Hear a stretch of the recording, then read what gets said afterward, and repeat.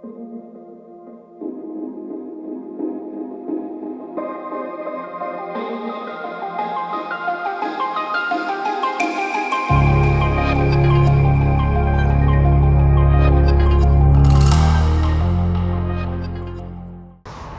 everyone, I'm in Austin, Texas today, and I'm checking out the incredibly tragic case of a former Austin, Texas police officer who ended up murdering his ex-wife, his daughter who was 17, and his 17-year-old daughter's boyfriend. Again, one of the many unfortunate domestic violence type situations.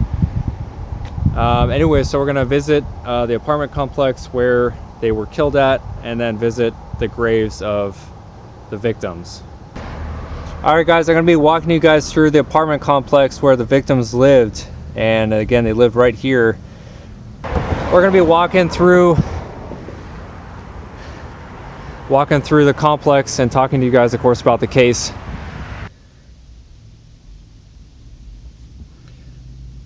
So the date of the murders was April 18th, 2021. It was around 11:40 in the morning on a Sunday.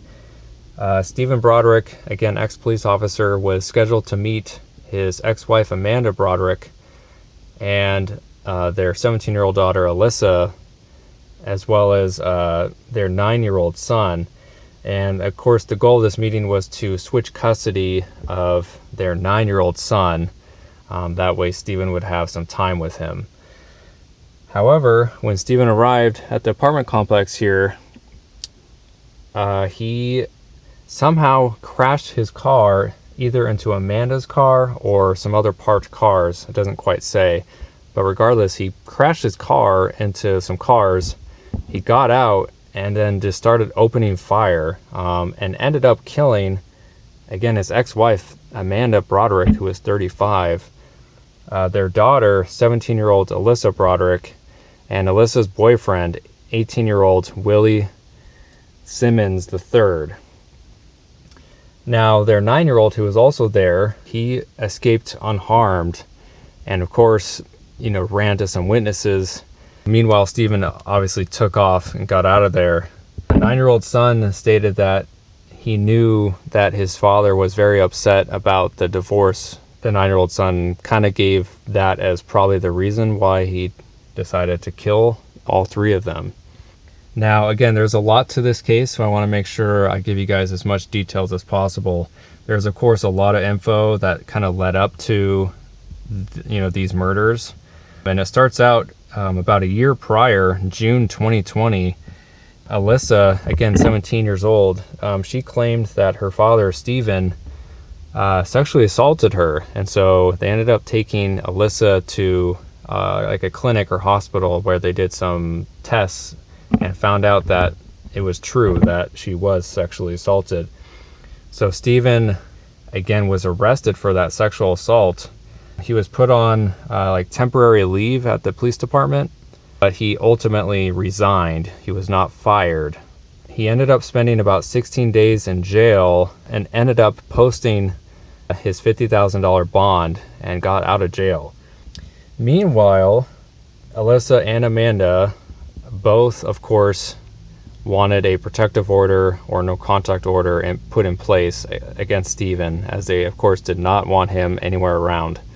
But in the court proceedings, they were somehow made a deal where Stephen was allowed to only see his 9-year-old son, but not his ex-wife Amanda or his daughter Alyssa.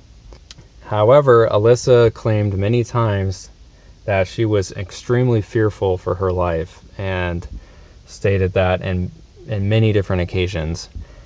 After, of course, he was arrested for the sexual assault, Amanda, of course, proceeded to divorce him. And so, of course, that made Stephen even more upset.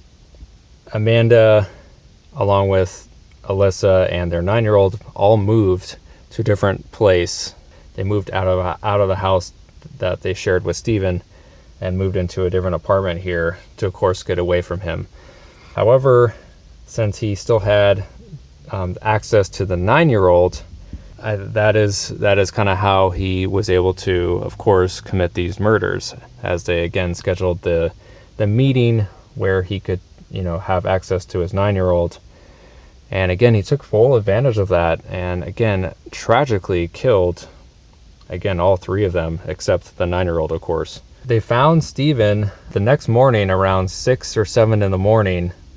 He was walking down the side of the highway or road, and he was, of course, arrested immediately for the 3 murders, as, again, his 9-year-old was one of the key witnesses who said, yes, my father killed my mom and my sister and sister's boyfriend.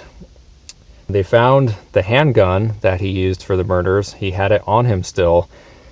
And again, even though he was arrested for the sexual assault earlier last year, somehow he was still able to have access to that firearm, which again, he should not have been allowed to have, obviously. It goes to show that, like I've talked about it in other videos, but it goes to show that a protective order, or a no contact order rather, regardless, it's just a piece of paper, and if someone's really set on wanting to hurt or kill someone, unfortunately, they're just going to go and do it, and a piece of paper is not going to stop them, which it goes to show that's exactly what happened in this case. Anyway, guys, that was a lot of info, but I wanted to make sure I gave you as much details as I could. But we're going to head now to the cemetery where both Amanda and Alyssa are both buried at.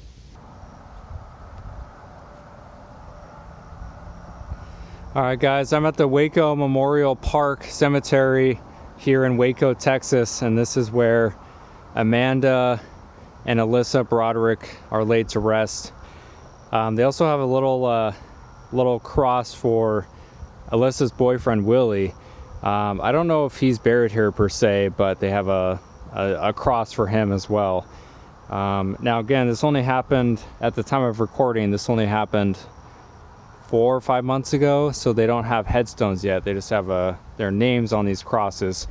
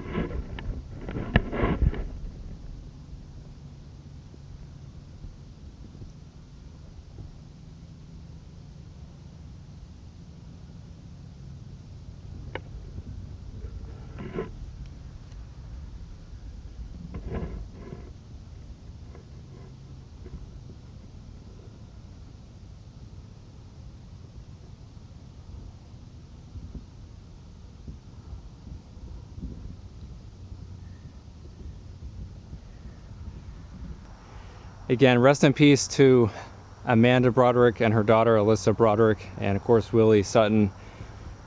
Their lives taken away by a guy who really, truly should not have had any access to any firearms. And it's just sad because he was, again, a former police officer, but he just turned into a complete monster.